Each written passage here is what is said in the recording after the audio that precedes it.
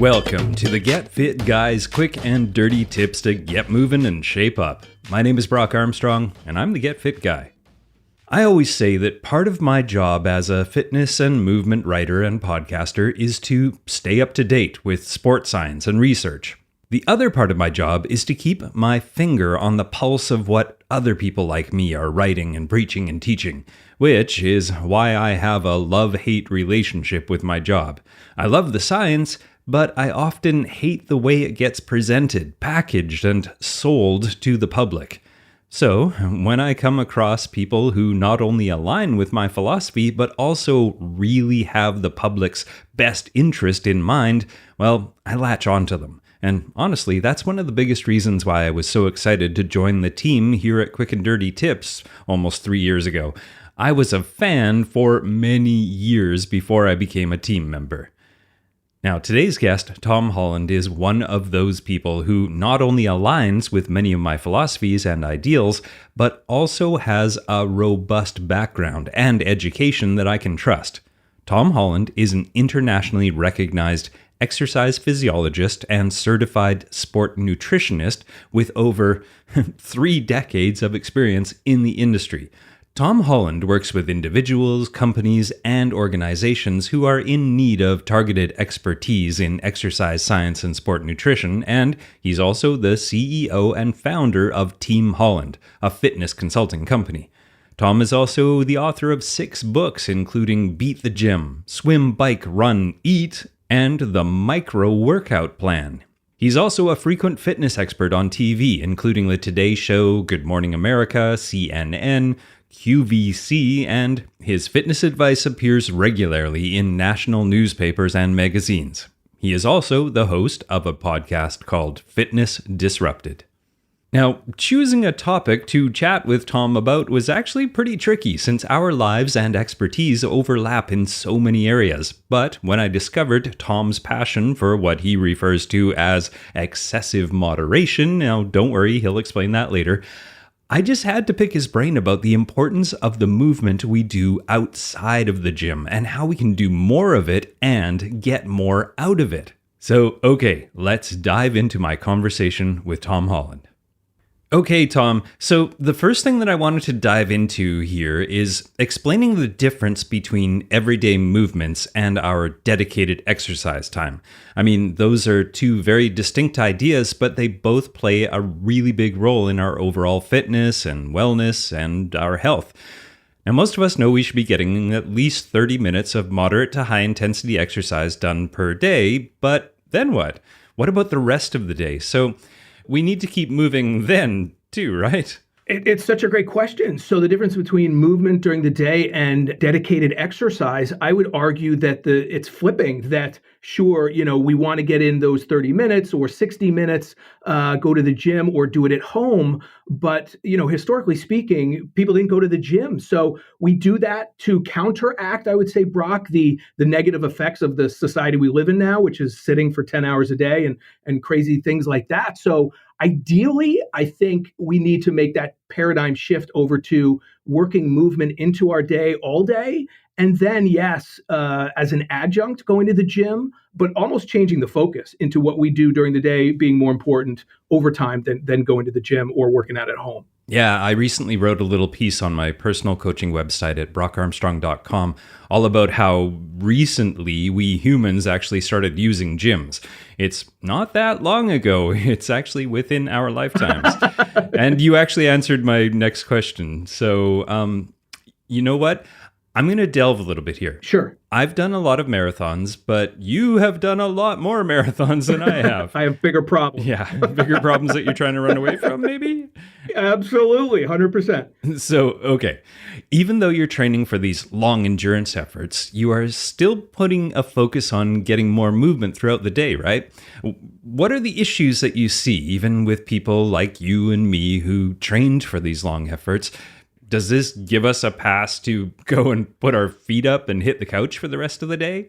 You would think and you would hope, right? But what I found, I just turned, 51. I hit that 50 last year. And, I was doing a lot of the endurance races when I was younger, and I've seen the body change. So for me, And I was, I had some good genetics with the endurance racing. I was smart too, and I did the cross training and everything and continue. But I have found that I need to make that shift in both mentally and physically to say, hey, I can't go out and do what I used to do. And I just have to do less of it. And I have to be more focused, Brock, on the shorter workouts, on making darn sure that I'm doing, all 5 components of fitness so that I can still enjoy if and when I decide to go, train for another marathon. But, we have to be smarter as we get older. And it plays into what we're talking about, that the shorter workouts done throughout the day, being consistent with the balance is essential as we get older to being healthy and injury free. So those shorter efforts that you're talking about right now, do you mean, I'm playing devil's advocate here a little bit, but do you mean that you should be grabbing some dumbbells and curling those, or doing 300 burpees every hour, or is it more simple than that? That's pretty simple, and I think you're right on the money. Right? It's mixing it up. It's cross training, and people always say, "What is that?" Basically, doing anything other than what you really enjoy doing and do most frequently. Right? If you and I are runners, then I always talk about I became a triathlete not because I don't even consider myself a triathlete. I just realized how smart it was from a cross training perspective. Right? I'm going to bike, which is so complementary to running. I'm going to swim, which is so complementary to biking and running, and I'm going to do some strength training. So, doing a little bit of all of those things and, 5 minutes of core exercises in the morning. And then, as you said, maybe, some burpees in the afternoon, spreading it out, because the number one reason people have for not exercising is lack of time. So when you tell them that science says you can break it up, that's great news for most people. And speaking of lack of time and finding ways to get more movement into your day, you recently did a podcast episode over at your podcast, Fitness Disrupted, about NEAT, about non-exercise activity thermogenesis, and also about using a standing workstation, which I'm guessing you're standing at your desk right now. I know I am. I am. Yeah, absolutely. So how do those play into exactly what we're talking about here, like not having to schedule that time to go to the gym or go to the yoga class or even change your clothes and to get a workout in? Yeah, and that's where, if we're talking weight loss, right, the math, it's simple math for the most part. And I know many people try to make it more complicated, but it's not. So when we're talking weight loss, we want to be moving all day long, because if you go to the gym and you get on the elliptical, let's say for a half hour or even an hour, you might burn from 300 to 500, 600 calories if you're lucky. Mm-hmm. All right. So the true weight loss and the true caloric expenditure, Brock, comes from what we do all day. Right. And I'm standing and, I'm always moving. And it's that person that I talked about in the podcast who, people often say, oh, that person can eat whatever they want. Yeah. Well, no, that person moves all day long. If you actually watch that type of person, they are burning calories, oftentimes hundreds and hundreds and hundreds of calories per day, more than the person who's not. And, I think you preach this as well, that it's really easy to sell this idea short and boil this all down to just focusing on burning calories and only focus on weight loss. But what we are talking about really does go well beyond that in terms of the benefits we can get, right? Oh my gosh, yeah. I always say that, sure, we want to be a healthy weight, Brock, and that's super important. But, the benefits of exercise are dozens and dozens more mentally as well. I got my master's degree in exercise science and sports psychology because I realized how important the mind was and just love that aspect of it. So, you can go to Alzheimer's and Parkinson's and things like that. Energy levels, your just cognitive function, your mood, your depression, exercise, the benefits so far outweigh, I often say, what we see on a scale or what we see in the mirror. So, you don't judge whether or not your exercise program is working just because the scale's not moving.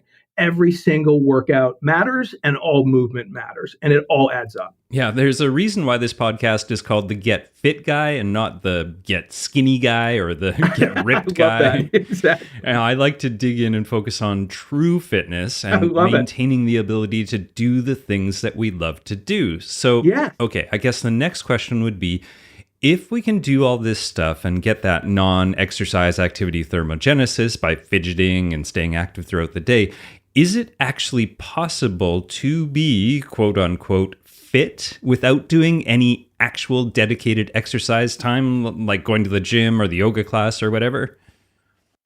I would. The short answer is yes. The short answer is absolutely yes. And again, just look at our. I love books like the Blue Zones and things like that, where again, the people who live to be over 100 in those 6 different areas, they're not going to the gym, right, Brock? So they're eating well. Yeah. They have the social connections.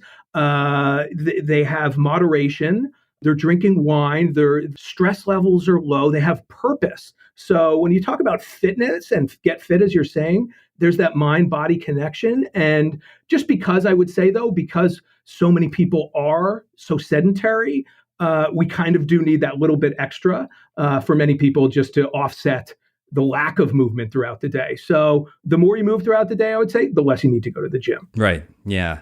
So doing that exercise time is almost the antidote, really, to what we've created through a sedentary lifestyle and things like ergonomics, which allow us to do unnatural and unhealthy things like stay in one position for hours and hours on end, which is a whole other podcast I think the two of us could probably go really deep on.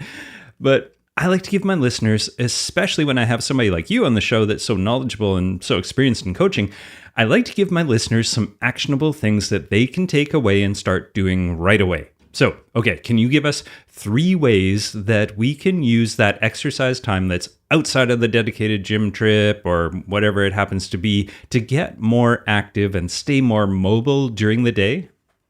Yeah, I think first and foremost, if you have a home, you have a home gym, Brock. So, and you need no equipment. And I work for a lot of different gym manufacturers and have over the years. But, I've been doing push-ups since I was 14 years old. Doing body weight exercises, Brock, in your home and throughout the day, that is it's so simple yet so effective, squats and push-ups and lunges and planks, and they're modifiable for everybody. So that is one great way to work on your strength training. And then I know we read about it all the time, but, they say park farther away, take the stairs, all those things. And I used to give those recommendations to the media, Brock, and they'd say, oh, come on, give us something else. But no one does it. No one does it. I know. We all know it, but we don't do it. We don't do it, right? And then finally, I always talk about controlling what we can. And so on days where you're maybe can't get in that exercise and that movement, just be a little more cognizant of what you're putting in your mouth, right? So when we're talking about weight and calories and being healthy, making those healthier food choices, it's all connected. When you exercise, you tend to make better food choices. And when we make better food choices, you're probably going to feel better about yourself and be more likely to exercise. So it's all connected. Absolutely.